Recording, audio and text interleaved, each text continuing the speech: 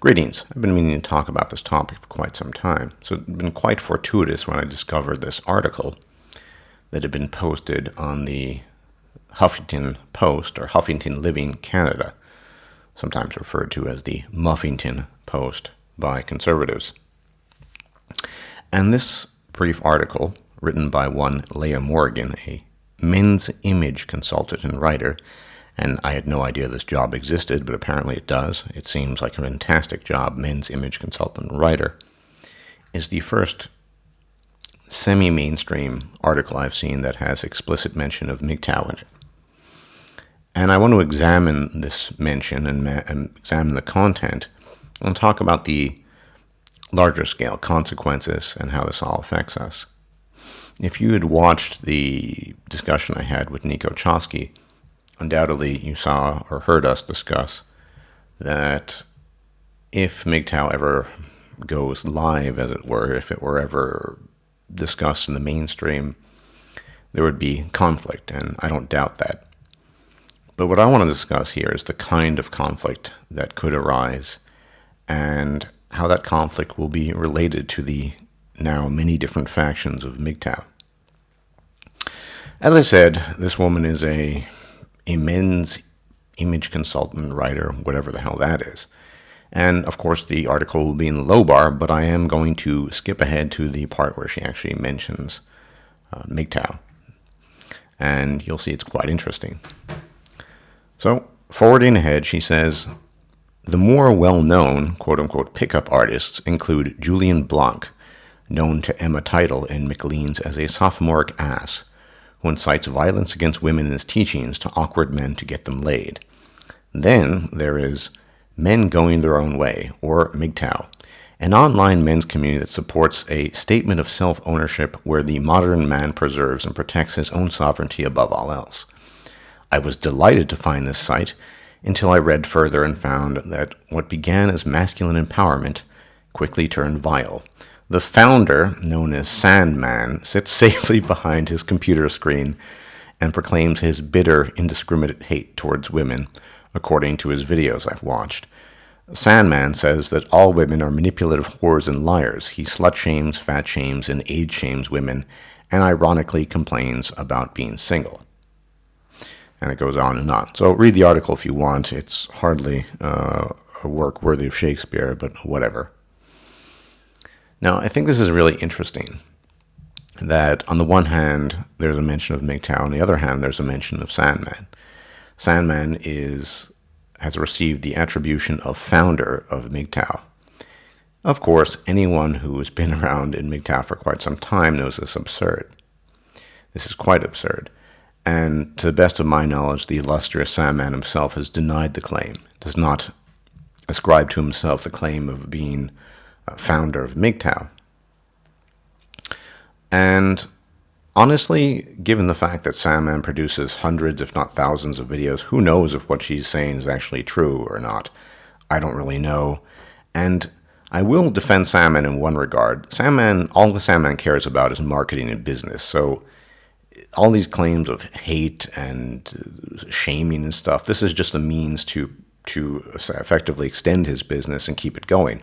So her claims that Sandman, for example, is bitter or this or that, maybe it's true. But above all, first and foremost, Sandman is a businessman who happened to find a niche for his business in MGTOW, and she doesn't understand that.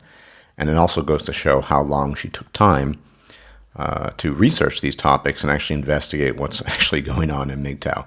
Not very much at all, especially if she's claiming Sandman is the founder. And moreover, that Sandman is some sort of vile woman hater. He's just a businessman who's trying to capitalize on MGTOW. This has been observed so many times, and she doesn't get that, but I don't expect her to. But this raises a much more important point that I want to bring up. Namely, he who sound bites giveth shall sound bites receive. In other words, if you intentionally make cheap fluff to market it to the masses so it's more consumable and more accessible, you shall in turn receive attention from cheap fluff that is marketed to the masses. And in fact, people such as this Leah Morgan and Sandman are partners in crime. And as we discussed, that is, Nico Chomsky and I, in the video, the discussion we had in the MGTOW talks, we talked about the possibility of mainstream exposure and how MGTOW would be perceived. And as I just said, if you're making cheap fluff expressly for the purpose of marketing it to the masses and making it accessible as possible, sound bites as it were, you're going to get sound bites in return. And that's exactly what this woman wrote. Sandman says that all women are manipulative whores and liars, blah, blah, blah, blah. So cheap sound bites on her part, cheap sound bites on Sandman's part. And I'd say this is disconcerting, but it's not really. Because, as you know, gentlemen, by this point in time, MGTOW is clearly divided into at least several different factions. And the Sandman faction obviously has nothing to do with my faction or Barbarossa's faction, as an example. And this is important because, as I said, who sound bites giveth shall sound bites receive. Or rather, he who sound bites giveth shall sound bites receive. People, whether they're in MGTOW or not, in any sort of community, who are producing the kind of mass marketable soundbite type videos, they're going to receive attention more readily, both from their subscribers and the opposition, other people less so. But where does this leave the other kinds of MGTOW content producers, the ones who are trying to delve into human nature, male nature, female nature, trying to actually understand our place in the universe, as it were, in this world? I think this ultimately leaves us with an opportunity that people such as Sandman will never have. He'll go have his back and forth with people from the Huffington Post. And I think we can see this in a foreshadowing of this talk we're going to have on Sunday, hopefully, with this credentialed degreed professor of evolutionary psychology. Hopefully we'll be discussing a lot of important topics. Because I think we're at the point in time where, yeah, we can go mainstream, as it were, that is to say, outside of the MGTOW community. But the kind of mainstream I'm interested in is talking to academics who are involved in this. And for example, as I, an interested or very interested layperson in these topics, can have discourse and conversation with someone who is deeply involved, who's in fact made it their career to research and talk about this stuff. I see that as a long-term goal, finding more interlocutors who are interested in discussing these topics with lay people. And why wouldn't they be? Think about it. This is, by and large, an arcane subject matter. Not because it's terribly difficult to understand, but because people just generally aren't interested. I would imagine people involved in the field of evolutionary psychology, cognitive science, behavioral sciences, etc., would be interested in talking to a lay public or lay people, precisely because that could create a bridge effect and greater understanding between various groups. And more important, in the long run, in the very long run, maybe we could actually get this information out to the public. Now, of course, there is the element or the aspect of MGTOW is just, fuck it, I'm just going, doing my own thing, going my own way. And that's legitimate and always will be. And I live that life as well. I do what I want, and I'm solo, and I don't really care what other people think in largest measure. But there is a part of me that wishes for this to enter into the public. Not silly sound bites or cheap marketable fluff, but the ideas that we've propagated, the ideas that we've researched and discussed, maybe they're wrong. If they're wrong, let them be discussed openly. But if they're right, let them be discussed openly as well, and see where it all leads. For example, we've lived long enough behind the curtains of obfuscation on the true nature of men and women and how they interact. The fact that we are so radically different from each other, men and women, particularly in regards to behavior and how we approach the world, and even when it comes down to the brain and the structure of the brain and our neurology, we are so different, and yet there is the persistent myth that it's not the case. Of course, this is helped on by SJWs and the like, but long term, wouldn't it be wonderful if the mainstream had an accurate and, if need be, ugly understanding of human nature? No more sugarcoating, No more giving things a paint job. No more self-deception and no more obfuscation. And so I do see an opportunity, for example, in talking to a credentialed professor about this, and maybe even other individuals on these topics, because this stuff eventually needs to get out. People talk about the impossibility of changing the way things are, and in largest measure, I'm actually in agreement with that. I don't think we're going to change the gynocentric nature of humanity. But awareness is something that could be brought to the fore. And awareness could be something that could be brought to the public.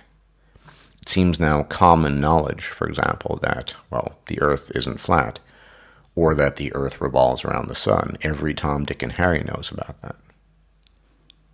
What if it were the case that every Tom, Dick, and Harry, or Jane for that matter, knew that men and women are radically different? They have different needs, different reproductive approaches, and this were spelt out to them such that they can grasp it on a very basic level, and it becomes basic common knowledge. You see, human relations, male-female relations, are strained enough as it is. There's, particularly with regards from men towards women, caution, suspicion, mistrust. All of these are the feelings and emotions and descriptions that could be applied to the way men regard women these days. And they are warranted. They are highly warranted. But if people, in the largest sense of the word, are unaware of these things and why this is happening, we will forever be lost. We will be the rodent in the glass cage running on the treadmill back and forth. Getting actual science out there and actual data and actual research out there and creating a bridge between academics and interested lay people to the point where it becomes a topic of public discourse that is not inhibited or hindered by things like feminism or social justice warriordom or whatever. That is a goal that I think is actually achievable in the long term. I don't think changing gynocentrism is. I mean, we're always going to be gynocentric. I don't think people are going to start paying attention to male bums on the street, but changing the tone and tenor of the debate and getting back to the actual science and not letting people's personal feelings interfere or their agendas, this is something that I think could be achieved. And it's already being worked on by multiple people on multiple different fronts, right? We have the FFRs, and this time I'm using the acronym correctly, the Feminist First Responders, who tend not to go too much in depth into male or female or human nature, but they're always willing to cut off the feminists and the SJWs at the pass. There are layers. And then you have other people who are willing to go deeper and deeper. These are people, some people, in the MGTOW community.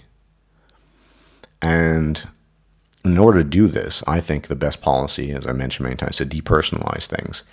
Yes, personal aspects are important sometimes, and it's important for self-understanding and progression and personal development, and even to illustrate points, as I had in my most recent video, where I essentially related a personal story and explained how things work in order to explain how things work. I didn't do it to relieve myself of some burden, though. So depersonalizing things, trying to remain objective, trying to understand the bigger picture, I think that's what MGTOW is great at, or at least some sectors of MGTOW, and can be great at. And this is the kind of dialogue I'd like to have with people who are involved in academia or indeed in mainstream. You see, I've made this point many times. Feminists tend not to watch my videos. You know, I'm supposedly rambly and long-winded. Why are they going to sit through that? They're not interested. They watch the sound bites, which is exactly the reason why this Leah Morgan actually sat down and watched Sandman videos. They're cheap sound bites that everyone can eat up. And it's a double-edged sword. And I'm sure Sandman knows this. On the one hand, it garners him subscribers and money. On the other hand, it garners him negative attention from the cheap soundbite media. I would say I'm largely immune from this, and so I'm more concerned about having actual productive discussion in the long term with people who take the time to watch or read or discuss things.